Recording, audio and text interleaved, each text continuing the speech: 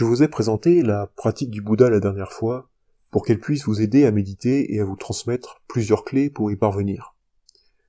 Cependant, il y a dans ce monde une catégorie de personnes qui n'ont besoin d'aucune méthode parce qu'ils arrivent à se détendre et à se transporter dans la nature de leur esprit sans aucune difficulté. Donc ça, comment c'est possible ? Je vais vous laisser réfléchir à cette question. Mais pour vous donner un indice, je crois que la réponse réside dans les croyances bouddhiques. Si vous êtes dans cette catégorie de personnes qui parvient à méditer sans avoir besoin d'accompagnement, n'essayez pas de persévérer dans ces méthodes que les enseignements nous apprennent, cela pourrait être perturbant dans vos pratiques. Mais toutes ces personnes qui se détendent et qui arrivent à ne penser à rien pendant un long moment sont relativement rares dans le monde. En fait, l'ego est tellement virevoltant que beaucoup ont besoin d'une méthode, telle que la pratique du recentrage de l'esprit. Je vous l'ai déjà dit plusieurs fois, mais il ne faut pas chercher à atteindre l'éveil instantanément. Il faut d'abord réaliser que nos pensées arrivent et repartent en méditation, à l'image de notre vie, tous les jours, parce que les pensées sont comme nous. Elles sont soumises à la loi universelle du caractère non durable de la vie. La méditation doit devenir un progrès régulier. Le but de la méditation, c'est justement aussi de pouvoir l'appliquer dans chacune de nos actions au quotidien. En Asie, on dit que la méditation n'est pas une lutte mentale, mais une compréhension qui s'élève de manière constante. Ainsi, plus vous méditez, plus vous avancez spirituellement. Et à force de pratiquer, comme je l'ai déjà dit, la méditation appliquée à la vie de tous les jours deviendra aussi naturelle que lire inconsciemment un mot ou de penser au chiffre 2 quand on lit 1 plus 1. La méditation ne se pratiquera plus, elle se produira instantanément et naturellement, sans que vous vous en rendiez compte.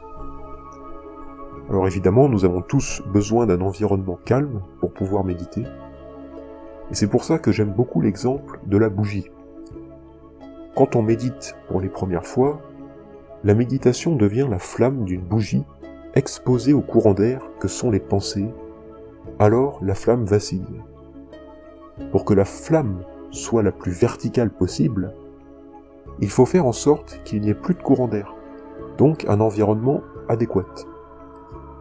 L'autre élément à maîtriser, c'est le bruit. Quand on arrive à se stabiliser dans la pratique, on parvient à ne plus faire attention au bruit. Maintenant, il y a une chose que j'ai remarquée, c'est qu'en Asie, la méditation est beaucoup plus naturelle que chez nous en Europe. J'ai souvent l'impression que la méditation est trop forcée, ici chez nous, comme si nous devions méditer parce qu'il faut méditer. Donc je pense que cela est lié à notre culture de la rapidité, à tout vouloir faire trop vite, parce qu'on a autre chose à faire après. Heureusement, il existe un moyen de méditer rapidement tout en le faisant bien. Pour cela, il faut utiliser notre corps. En effet, il existe un lien non négligeable entre la position du corps et l'esprit intérieur.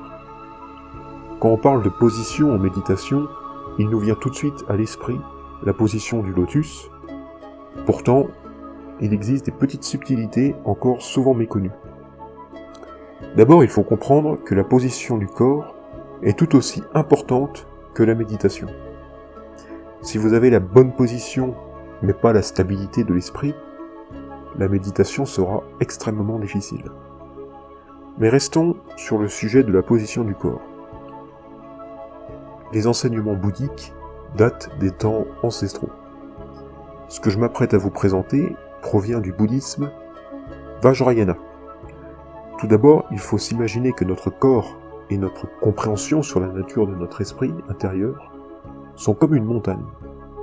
C'est pour cela que la compréhension se traduit en même temps que par la position du corps. Parce que la position du corps donne l'aspiration à la compréhension. Nous devons donc être assis en imaginant que nous sommes une montagne. Pourquoi je prends l'exemple de la montagne ? Parce qu'elle est bien établie sur ses bases, et la montagne résiste au vent et aux nuages qui tourbillonnent autour, à l'image des pensées lors de la méditation. Il y a aussi une relation de hauteur dans la montagne, comme il faut laisser son esprit s'élever vers le sommet en méditation. Donc une fois que nous sommes assis comme une montagne, il est extrêmement important de garder le dos bien droit, à la verticale. À l'intérieur du corps physique, on a des canaux qui sont bien spécifiques et qui permettent de faire circuler notre énergie. Plus nous sommes droits, plus l'énergie circulera facilement. Et mieux l'énergie circule, plus l'esprit intérieur est calme. Il faut donc avoir un dos bien droit, mais surtout, il est indispensable de ne pas forcer par le haut du dos. Il faut rester droit grâce au bas de la colonne vertébrale, sur quoi tout repose naturellement. La tête doit reposer sur le cou, là aussi, tout naturellement. Maintenant, concentrez-vous sur vos épaules et votre thorax, de manière à les maintenir droits, sans forcer. Quant à vos jambes, vous devez les croiser. Alors, quand on croise nos jambes, beaucoup de gens ressentent des douleurs en faisant la position connue du lotus, mais elle n'est pas une obligation, même si c'est quasiment la plus efficace dans la méditation. Donc pourquoi nous devons croiser les jambes ? Eh bien c'est assez symbolique.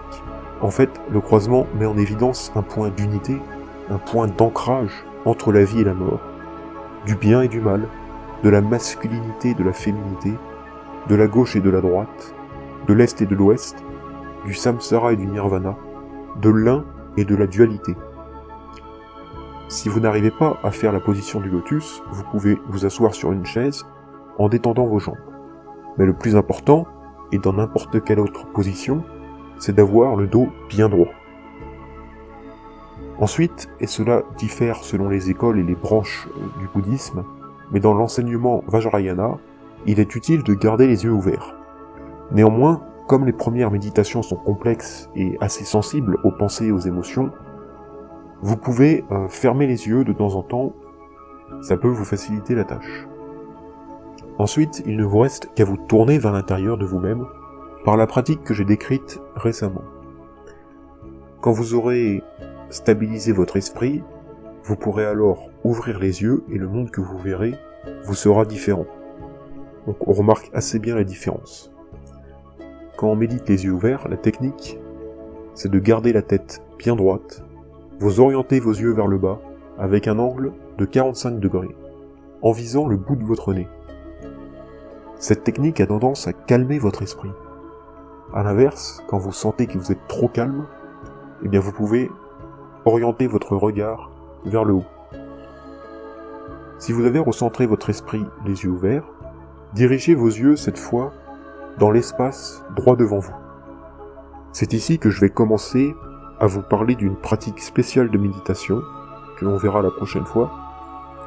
C'est une pratique simple à faire et à comprendre, une technique à part entière pour mener à l'éveil, et qui a été adoptée par le Dalai Lama. Cette pratique, on la nomme le Mahasandhi. Donc on verra ça ensemble la prochaine fois.